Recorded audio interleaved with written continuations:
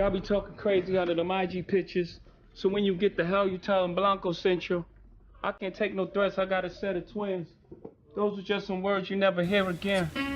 What's up, family? It's your boy Everson. What's going on? I'm back, and we're gonna get right to it. We're gonna talk about the Yankees and Red Sox. We had a series this week up in Fenway, and we had a big bench clearing fight.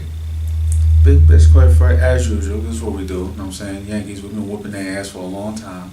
I know y'all got your little shit off in 2004, whatever the case may be, but we've been whooping y'all ass for a long time. But it's some real shit I wanted to address amongst the Yankee Nation. Some real shit. And as I told y'all this year, two things that had me worried about my Yankees this year. We got a rookie manager, head coach, and Aaron Boone. Well, I'm not going to question his baseball knowledge. Comes from a baseball family and was a good baseball player. Played for us. And wasn't it Aaron Boone who hit that big home run in Game 7 against your Red Sox? Yeah, remember that. But him being a manager with a roster this talented in his first year, it's one thing I question.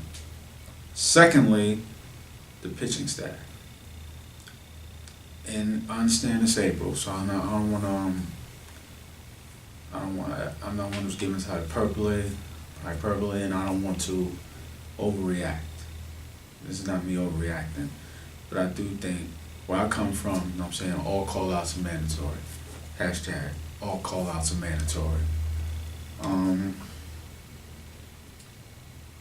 Yankee pitchers have to, I repeat, have to protect the hitters in this Yankee lineup.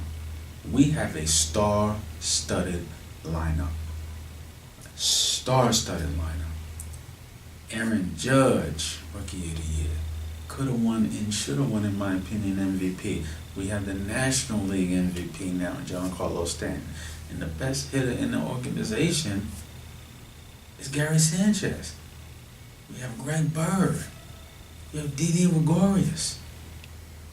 Singleton. Like, we have a great lineup top to bottom. We have speed. We have contact guys. We do have some hit or miss guys with Judge and Stanton. But when they do hit, it's going somewhere. We have to protect them. The Yankee pitching staff has to protect these guys. And when I think about all of this, I think of a guy that we had. He's often been made of as a villain now, but when he played for us, I think of Roger Clemens. And this is why I think of Roger Clemens. As y'all can see, I'm a Yankee fan, and I remember Derek Jeter was telling the story flat out on air.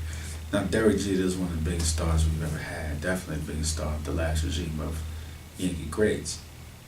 And anytime he got hit, if Rocket was pitching, he said Rocket will look down, look at him right in the face, and ask him straight out, no silences, Derek, who do you want me to hit? No bullshit. And Derek Jeter admitted this on the air. On air. Said Rocket would ask him, who you want me to hit? No bullshit, not giving a fuck. You hit one of our star players, Derek Jeter, there will be repercussions for this. If those of y'all don't understand what I'm talking about, look at the tweet that came out from Pedro Martinez, also someone who protected his hitters. He said the Red Sox pitcher didn't do anything wrong. If anything, the only thing he did wrong is you waited an extra inning to do it. I would have hit him in the very next at bat. I'd have hit him then. This is what he said. He basically said, motherfucker, you did the right thing, but shit, you took too long. I wouldn't have waited. Pedro protects the guys in his lineup. And look, we all see it. Pedro can't fight. Pedro what, 5'8"? 5'7"? Buck what, soaking wet? We all know he couldn't fight. But he protected his guys. He protected the guys in his lineup. I remember a story that Paul O'Neill said when he was commentating the Yankee game many years ago when I was upstate. Never forget it. He was talking about then Seattle Mariners pitcher Jared Washburn. Remember, left-hander, pretty good player. Late in his career, he was playing with Seattle. He was telling the story that Jared Washburn coming up to that game came up to him. They was talking. It was very apologetic. It was like, yo, Paul, I'm sorry I hit you. And it was so long ago, Paul O'Neill didn't even remember it. He said, what are you talking about? When did you hit me? He said, oh, I hit you when I was over in Anaheim. And Paul O'Neill forgot. He said, well, why'd you hit me? He said, I had to do something. Rocket was throwing at everybody and the entire lineup was scared of him. I had to do something. You got to protect the guys in your lineup. And when you have a star-studded lineup like what we have, and teams are going to be afraid at times when they get down in counts, 2-0, 3-0, 3-1, they're going to say, fuck it, why walk him? Hit the motherfucker. Just hit him. That's what they're going to do. And it's like the Yankee pitchers, Severino, CC, Tanaka, all call-outs are mandatory. You got to protect the guys in these lineup. You have to protect our hitters, man. We can't be going through this shit where motherfuckers is throwing at us and y'all not doing nothing about it.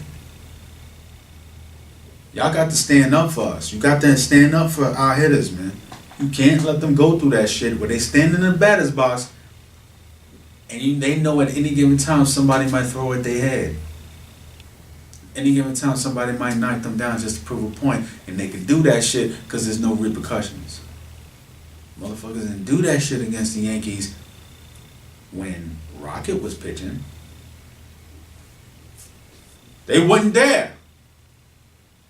Wasn't there. That you already knew what it was coming for. You already knew the hit.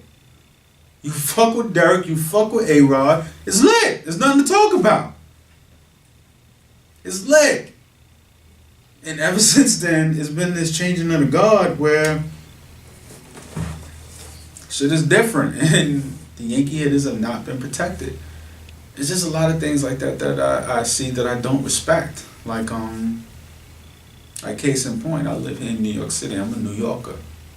And one of the things that pisses me off when I see people, especially people in the Bronx, or Red Sox fans.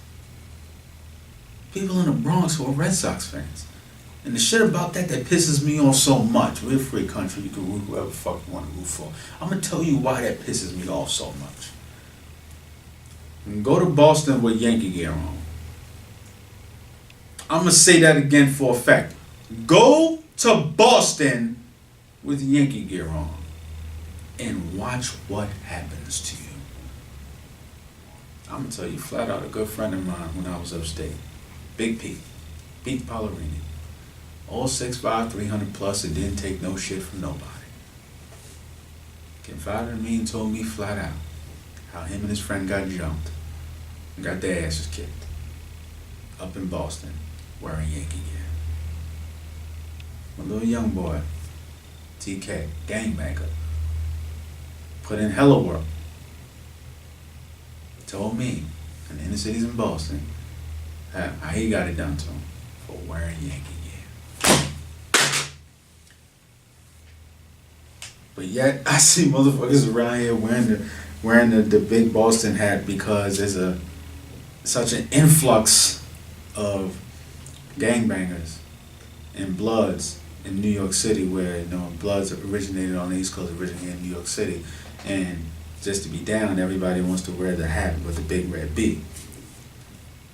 And everybody walking around with Boston Red Sox memorabilia because they want to match and all that, because New York is very fashionable. I get it. You can't do that shit out there. Y'all jacking somebody else's shit. You can't do that shit out there. Like, the motherfuckers will put their hands on you. And I'm not saying advocate violence, that we should just be whooping motherfucking Red Sox fans' ass, but that shit fucks with me when I know for a fact brothers motherfuckers going out there and they getting hands put out them, but then these motherfuckers around here chilling. That shit fucks with me. Whether it's right or whether it's wrong, ladies and gentlemen, I'll let you decide. I'm just telling you what's on my mind.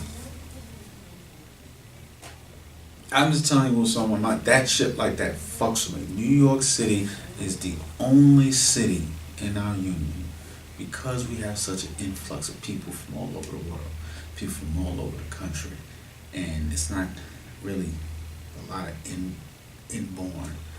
born in New Yorkers, and it's the only place where it is cool to hate on your home team. It's the only place. Like, case in point, when they was building the new Yankee Stadium, you heard the story how they had a construction worker tried to put a David Ortiz jersey underneath home plate? They had to dig that shit back up, my nigga. Wow. Behind that.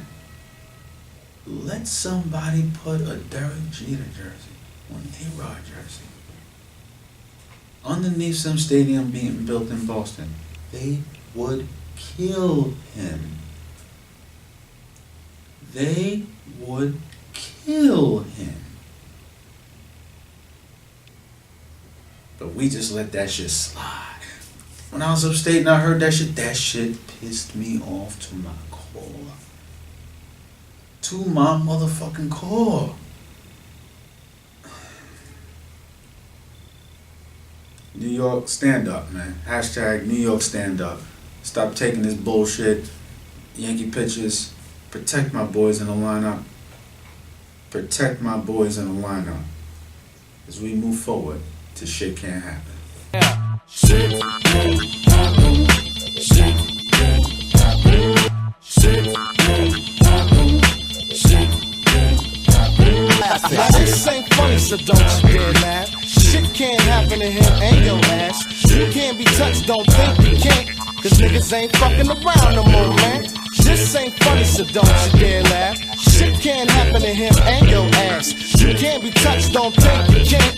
Cause niggas ain't fucking around no more, man. Now, if y'all remember, in a previous Shit Can't Happen from a few weeks ago, we had King James at a game in Portland when the fan called him out saying, "Where's Kyrie?" And he responded accordingly. That Kentucky beat us in the tournament. They don't forget, do they? No, they don't forget. Your mama's house, nigga! He's at your mama's house! Well, Bryce Harper was paying attention and took it a whole step further. Because Bryce Harper was at the plate, and some idiot fan decided to scream out, "He's overrated," as you can hear.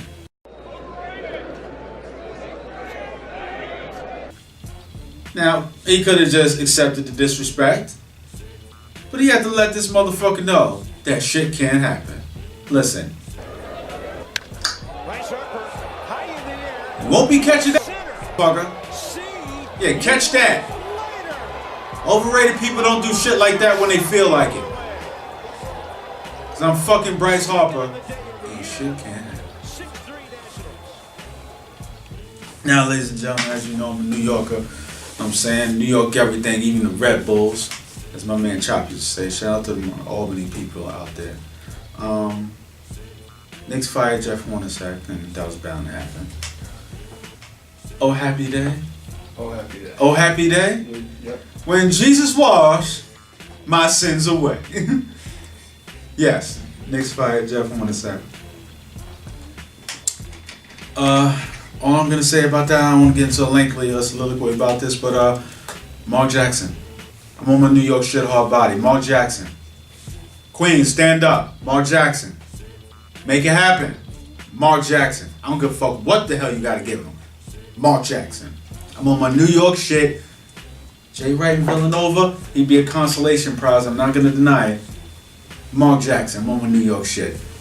For any of y'all watching this, I appreciate it. Why? Because you could have been anywhere in the world, but you're here with me, Urban Sports Guru. I appreciate that. God bless you. Peace and love.